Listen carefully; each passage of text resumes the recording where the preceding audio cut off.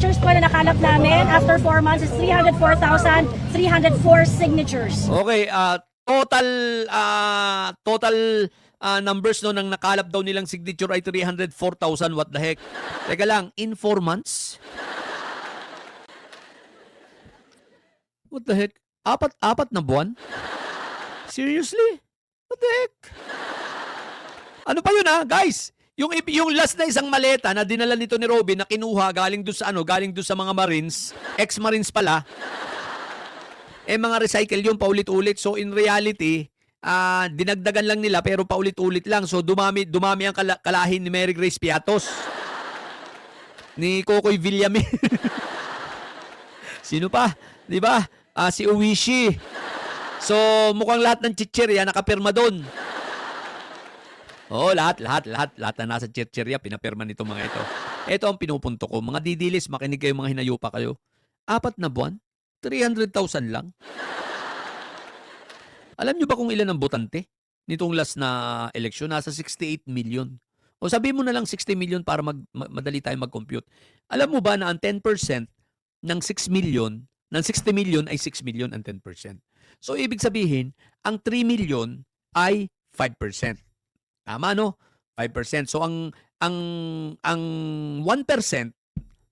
1% ng 60 million ay 600,000. So ibig sabihin yung 300,000 na sinasabi niyo yan, 0.5. Tama ba ang mathematics ko? Sabi niyo may magagaling ba rito sa math? May magagaling ba rito sa math? Isipin mo, tapos ang lakas din yung mga didilis, solid kayong nalalaman. Wala pa palang 1%. Ang pumirma dyan, sabi ko nga sa inyo, recycle pa yung iba dyan. O wag na, gawin na, payag na tayo, 300,000. What the heck? 0.5%? What the heck? Sa loob ng 4 na buwan? 300,000 lang nakalap ninyo sa loob ng 4 na buwan. What the heck? Asa na yung 1 million followers ni Alvin Chipmunks? Nasaan yung 12 million na followers ni Robin the Goat Padilla? The criminal. Kung 300,000, what the heck? So ito ay nagpapatunay guys na ang mga marami rito ay mga trolls. Simple lang 12 million ang followers ni Robin the Goat Padilla the criminal. Tapos ang pumirma sa inyo sa loob ng 4 na buwan 300,000. Wag na lang, sabihin mo na lang, sasabihin hindi naman nationwide naman, all over the world naman yung followers ni the Goat. O sige, pagpalagay mo na, sabihin mo na lang ganito na lang, 10% na lang dyan yung taga Pilipinas. O di may 1.2 million dapat. Yung 1.2 million dapat yun magta-transpire into signature dapat ang mga yon. Kasi di ba may signature campaign kayo online? Ang tanong, anyari? Di dapat easy lang yung 1.2 million. Si Inday Sayad nga, may 4 million followers. Anyari sa 4 million? Hindi nakapirma? O di ba? Plus, eto plus yung, isipin nyo ang dami nyo pang trolls. Di ba? Anyari na yung mga trolls ninyo na mga nakalak ang profile. Na ang mga profile picture ay pag hindi pusa. Aso, baka at kambing. Di ba? Anyari na, di ba? Ang dami nyo. So ngayon, proud na proud pa itong magsalita si Joey. Akala niya, sa bagay, tanga nga yung mga didilis Ay, Ma'am Eva, shoutout sa'yo Nandiyan ka pala. Bobo nga yung didilis Isipin mo, proud na proud pa sila sa 304,000? Ang butante ay 68 million. Ibig sabihin, 0.5%.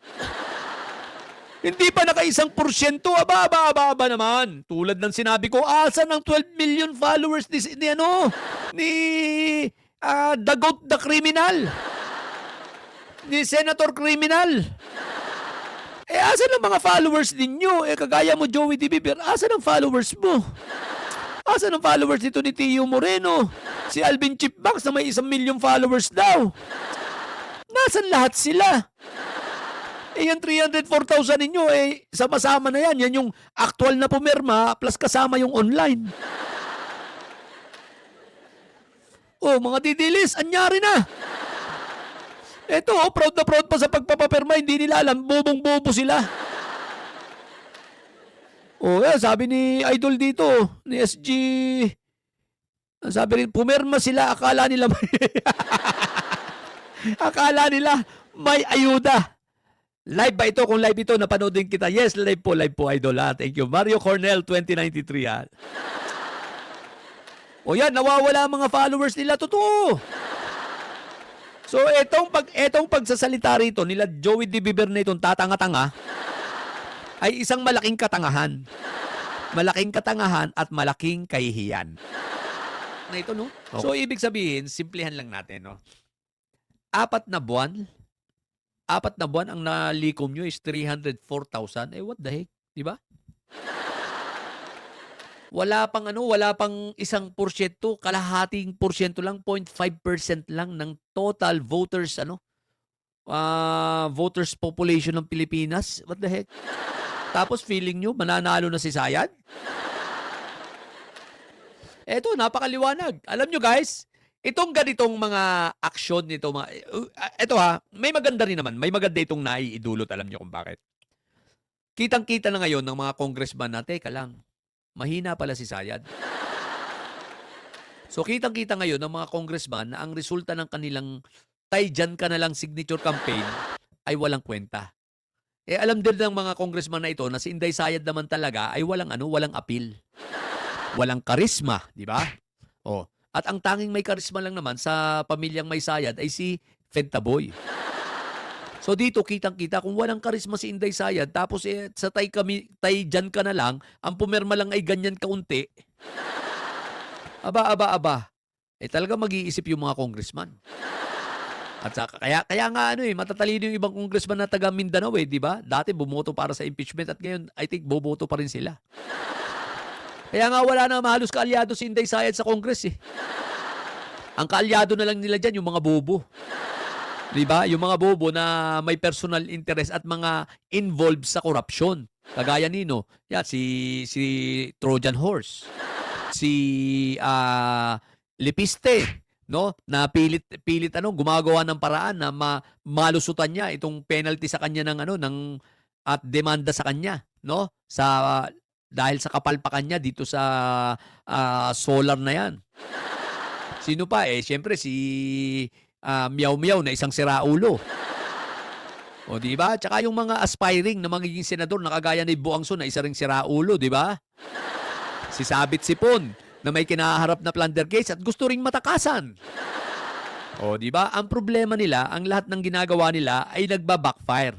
Bumabalik at nagiging palpak. Katulad nito, itong signature na ito. Mabuti na rin ginawa nila ito dahil ito kitang-kita, obvious na obvious at kitang-kita ng mga nasa kongreso na talagang si Inday Sayad ay wala ng appeal. Mismong si Fentaboy ay naubos na rin ang karisma. Sa loob ng 4 na buwan, yun lang ang pumirma. What the heck? Kung talagang malakas siya, baka sa totoo lang, hindi lang pirma, baka lumabas na sa lansangan at nagrally na yan. Ngayon, nasan yung 304,000 na yan na sinasabi ninyo? Hindi ka yan makitang lumalabas sa lansangan Pag nananawagan kayo ng rally di ba? Hindi ko alam kung paano ipoporsyento. Ilang porsyento ba ang yung magaling sa math dito? Sa 300,000, ilang porsyento yung 30? 0.1%?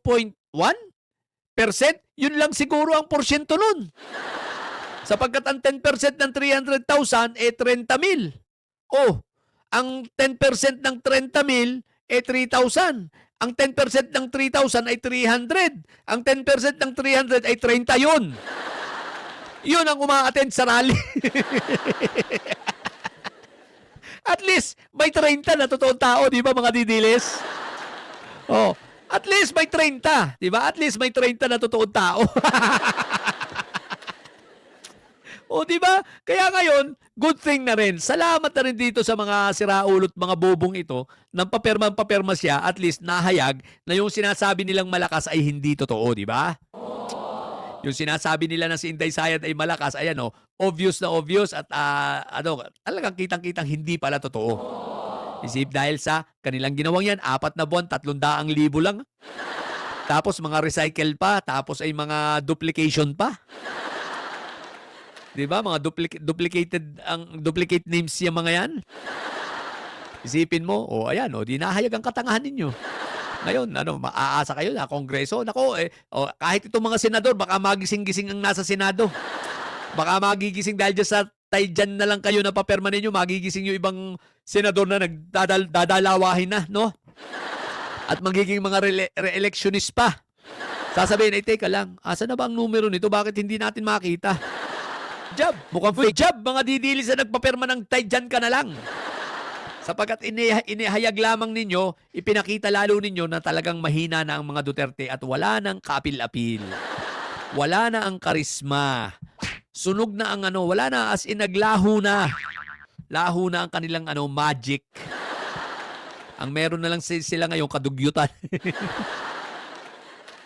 Kawawa naman yung mga didilis vloggers, no? Hirap na ipagtanggol si Sayan. Hirap na makumbinsi at magparami. What the heck?